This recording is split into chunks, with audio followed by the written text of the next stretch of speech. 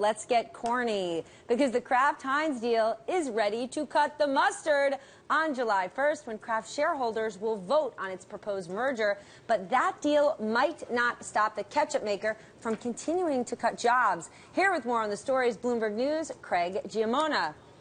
Not cutting the mustard, getting the deal done before the 4th of July, probably one of the biggest days to use ketchup in the year. That's right, ketchup and mustard. As we know, Heinz making a big push on mustard. But, I mean, the issue here kind of is what these Kraft people are going to do when they hit the job market. You know, the food industry retrenching, most of these big U.S. food companies cutting jobs, they're losing market share, they're struggling. So the question is, when these Kraft people hit the job market, as they are expected to do. What do you mean hit the job market? I mean, that's kind of what 3G does, right? That's what they're known for, is cutting costs. So those are the guys, them and Buffett got together. They are orchestrating this deal, so they're taking over Kraft. So the sense is Kraft people are going to get cut. There's going to be job cuts. Everyone knows that. And the question is, where do they go? Where will they land? Just because there's not a lot of jobs. In what kind of job functions?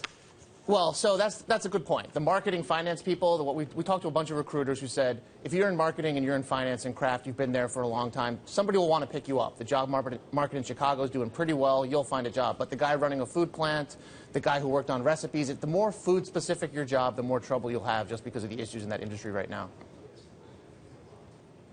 You raised questions about where they're going to go.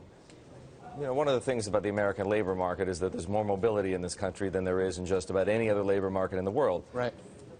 It's not that I'm unsympathetic to their plight, but is there nowhere else for them to go in the industry or just in that area?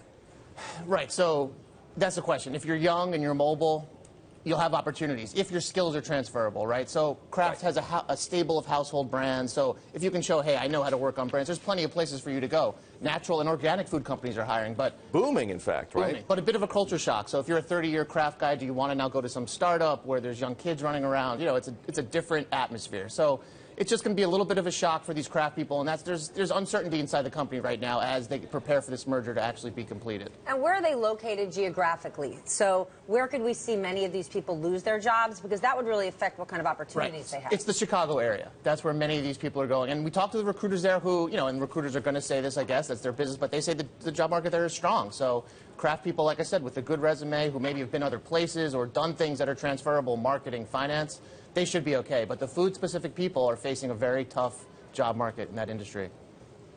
There you go. All right. Thank you so much for joining us, our own Craig Giammona, giving us the latest out of Kraft Heinz.